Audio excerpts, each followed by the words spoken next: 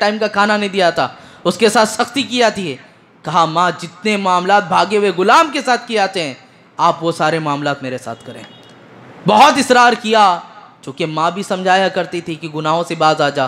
جب بیٹے کو اس حالت میں دیکھی تو ماں کو بھی لگا اس کے اندر احساس ہے کر دیتی ہوں۔ ماں نے اس کے ہاتھ پیر باندھ دیے، کھانا ایک وقت کا دیتی تھی، لباس گرد میں بالکل ملبوس تھا، ساری چیزیں تھی۔ چند دن گزر گئے، ماں کے اندر بھی بے چینی پیدا ہونے لگی۔ ماں کہتی ہے بیٹا اب تو نے توبہ کر لی ہے، اب اپنے ہاتھ پیر کو کھول لے، سیدھے جس طرح عام لوگ زندگی گزارتے ہیں تو بھی اپنی زندگی کو گزارنا شروع کر۔ کہا ماں تو یہ بات کیسے کہہ رہی ہے؟ کیا تو مجھے اس بات کی ضمانت دیتی ہے کہ اللہ مجھے معاف فرما دے گا؟ مجھے تو یہ بھی یقین نہیں ہے کہ اللہ رب العزت کے معاملات میرے حق میں یہ ہوں گے کہ میں اس کی رحمت کے تحت آؤں گا یا دوزخ میں میرا نام ڈالا جائے گا، مجھے تو اس بات کا بھی پتہ نہیں ہے۔ اتنی ساری بات کہنے کے بعد ماں نے اسے اس کے حال پہ ہی چھوڑ دیا۔ ایک دن کا معاملہ ایسا آیا کہ اس کی ماں قرآن کی تلاوت کر رہی تھی اور یہ بیٹھا ہوا تھا۔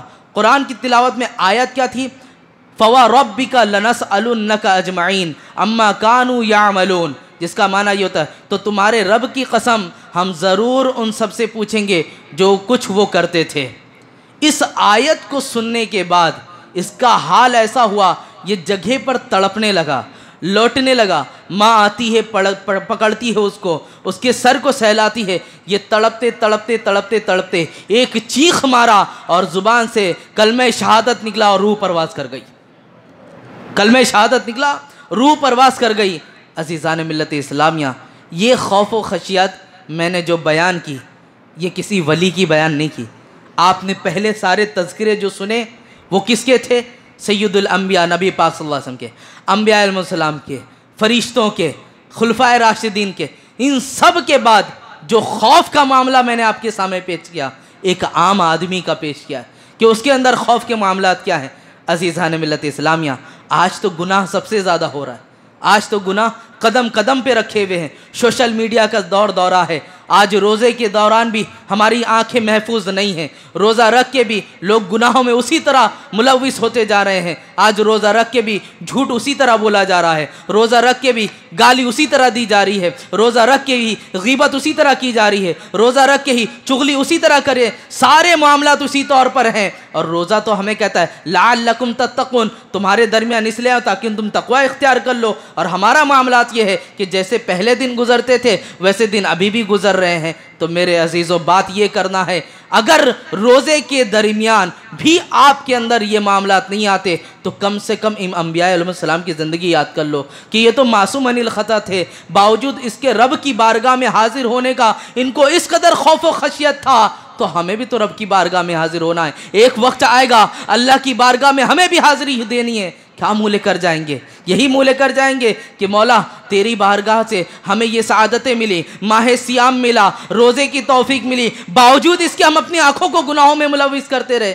اے پاک پروردگار عالم، کیا یہی جواب دیں گے ہم اس کو؟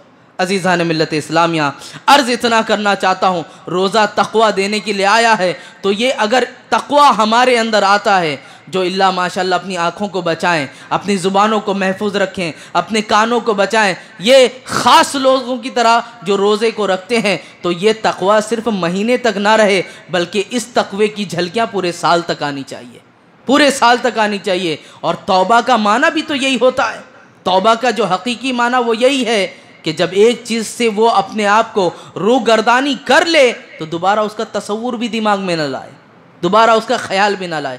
تو میرے عزیزوں، یہ خوف و خشیت کی بات تھی قرآن مقدس کی، جو سورہ بقرہ کی آیت نمبر 48 میں نے تلاوت کی۔ رب تعالیٰ ارشاد فرماتا وَاتَّقُوا يَوْمًا لَا تَجْزِي نَفْسٌ عَن نَفْسٍ شَيْئًا وَلَا يُقْبَلُ مِنْهَا شَفَاعَةٌ وَلَا يُؤْخَذُ مِنْهَا عَدْلٌ وَلَا هُمْ يُنصَرُونَ، اور اس دن سے ڈرو جس دن کوئی جان کسی دوسری کی طرف سے بدلہ نہ دے سکے گی، نہ کوئی سفارش مانی جائے گی، نہ اس سے کوئی معاوضہ لیا جائے گا، اور نہ ہی کوئی اس کی مدد کی جائے گی۔ اس دن سے ڈرنے کے لیے کہا گیا، تو اس دن میں حاضر ہونے سے ڈریں۔ یقیناً وہ دن ہمیں اور تمہیں ضرور دیکھنا ہے، دنیا چھوڑ کر تو جانی ہے لیکن وہاں محشر میں تو حاضر ہی ہونا ہے۔ تو جس جگہ حاضر ہونا ہے، جہاں جواب دینا ہے، اس جواب کی تیاری کریں، اس جگہ حاضر ہونے کی تیاری کریں۔ اللہ رب العزت ماہ سیام کے صدقے طفیل ہم سب کی مغفرت فرما دے۔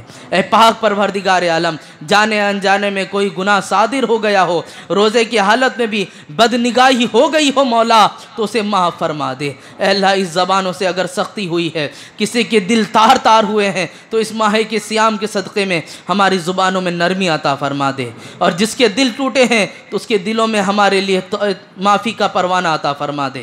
اے پاک پروردگار عالم، اس ماہ سیام کے گزرنے سے پہلے ہم سب کو بخشوں میں شمار عطا فرما دے۔